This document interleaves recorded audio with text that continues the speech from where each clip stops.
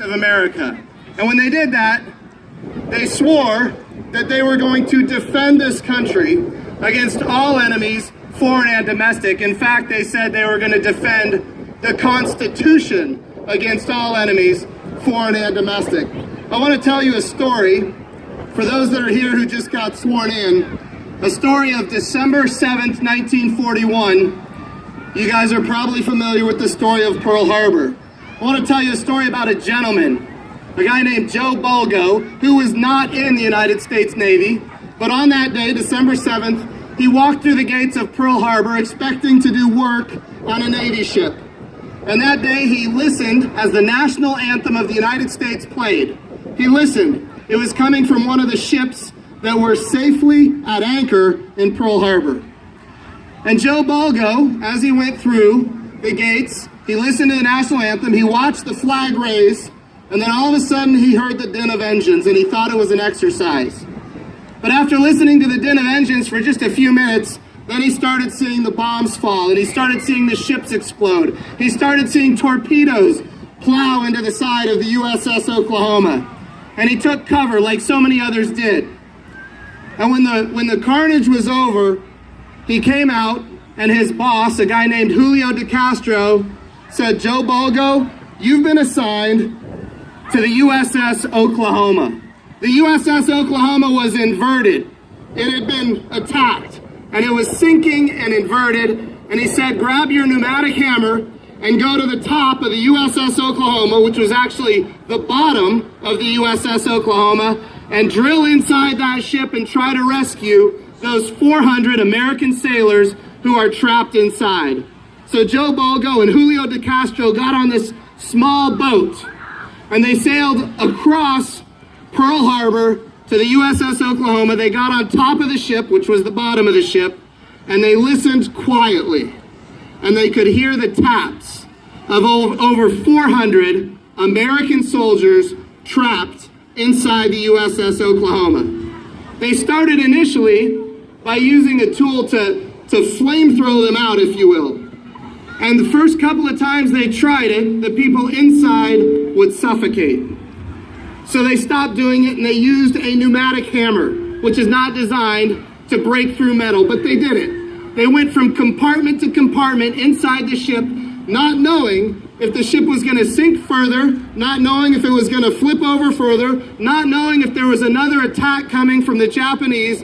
They went inside, even under the water line, listening, and while the ship was making crazy noises, and their testimony said that, crazy noises, they didn't know if the compartments they were going into were going to collapse. But every compartment they went in, there was going to be air that would come out. And when that air came out, the ship would sink just a little bit further. And yet they still went deeper and deeper inside the USS Oklahoma.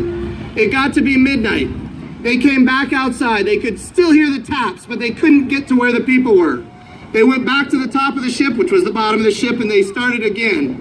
They hit fresh water. They pumped the fresh water out. They went deeper inside the ship. They found a tunnel. They found a passageway, upside down, of course. They went down the passageway, and they eventually got to where they believed there were American soldiers behind a wall. And they used that pneumatic hammer, and they blew the wall open, and they got the people out. In the meantime, the ship was sinking further. They were up to their necks in water. The people inside had not had oxygen for a period of in many cases, because they kept going even beyond the initial 4, a period of days. But they got folks out of the ship, and they got them back to the top. And when they got to the top, they were whisked away to the hospital. Joe Bulgo and Julio de Castro were not serving in the United States Navy.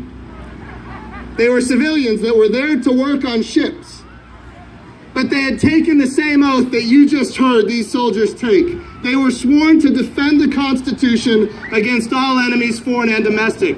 And that comes with it even more responsibility, that we don't leave our people behind under any circumstances. Joe Bulgo and Julio de Castro, over the next 4 days, rescued 32 American sailors who were able to attend Christmas with their families.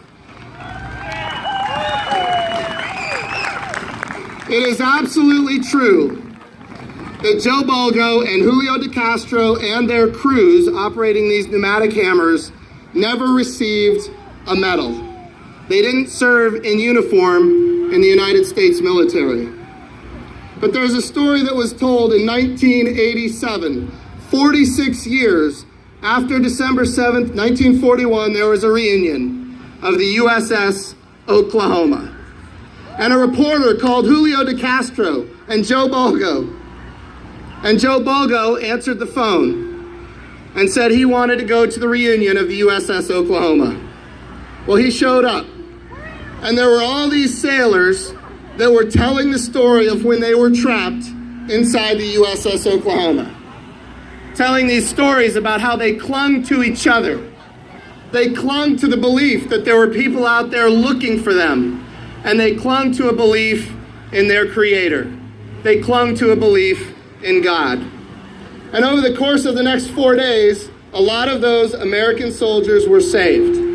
Interestingly, the reporter stood up, and of course nobody knew that Joe Bolgo was there, and in fact, nobody knew who Joe Bolgo was. He never had an opportunity to meet the very people he saved, and all those people who had the opportunity to enjoy the next 46 Christmases.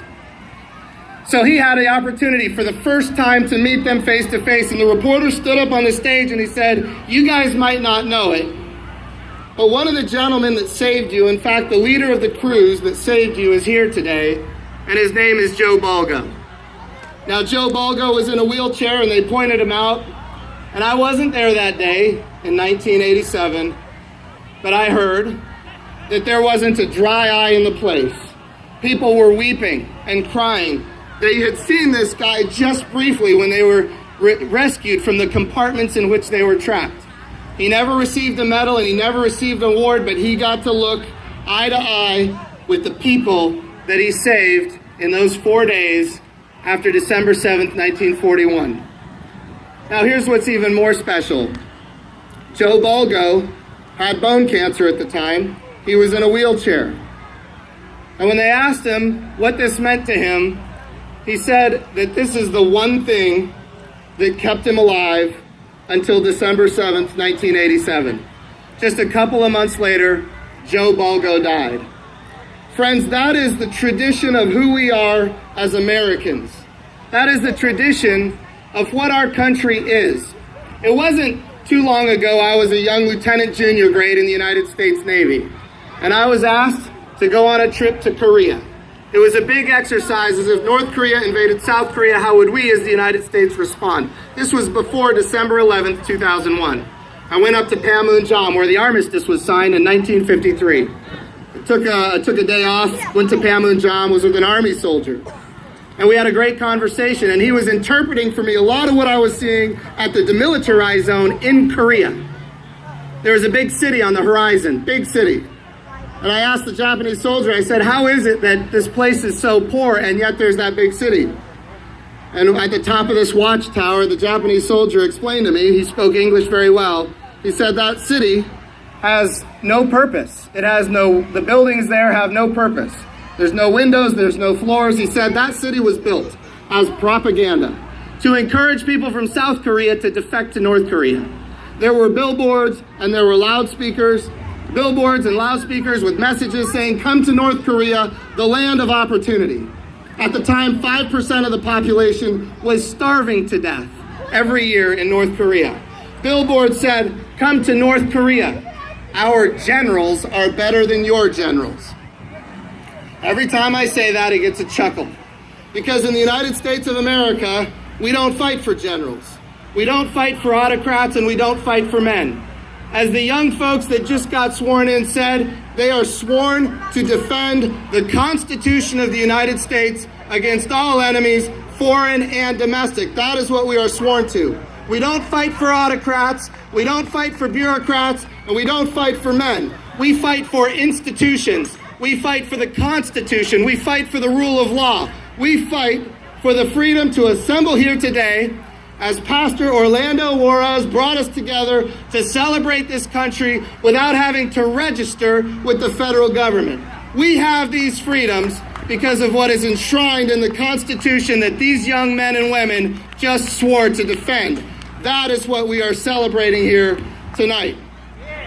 When we talk about the amendments, we're talking about the freedom to assemble, the freedom to practice our faith, to, quote, exercise our religion. That doesn't just mean what we do on Sunday morning. That means how we live our lives in a day-to-day, in our day-to-day as we go about our businesses. Friends, we have these freedoms because people have been willing to fight for this country. When I was in Korea, I had the opportunity to go to church. And I didn't know what I was getting into. All I knew is there was a cross on the door. And when I went in, they worshiped in a way that was unfamiliar to me. But when they started singing, it was in the melody of Amazing Grace. And the only reason that happened is because somebody from this country went to that country, and those people, many of them, made an ultimate sacrifice for people that they never met. Friends, that is what we are all about. That is what the United States of America is about, and that's what we're celebrating here today. I want to read one thing before I turn over the microphone, and that is this. There was a time when John Quincy Adams, President John Quincy Adams, was asked, why is it that the 4th of July, which we're celebrating here today, it's not the 4th, but we're celebrating the 4th, why is it that the 4th of July and Christmas are the two most venerated holidays in the United States of America? This is how John Quincy Adams responded. Is it not that in the chain of human events, the birthday of the nation is indissolubly linked with the birthday of the Savior, that it forms a leading event in the progress of the gospel dispensation? Is it not that the Declaration of Independence first organized the social compact on the foundation of the Redeemer's mission on earth? That laid the cornerstone of human government upon the first precepts of Christianity, and gave the world the first irrevocable pledge of the fulfillment of the prophecies announced directly from heaven at the birth of the Savior and predicted by the greatest of the Hebrew prophets 600 years before. Friends, this country is not an accident. We are the world's greatest country because we have a creator that we have honored throughout time. Friends, that's what we're here to celebrate. May God bless all of you. Thank you for being here, and may God bless the United States of America, the greatest country God ever gave man. God bless you. Woo!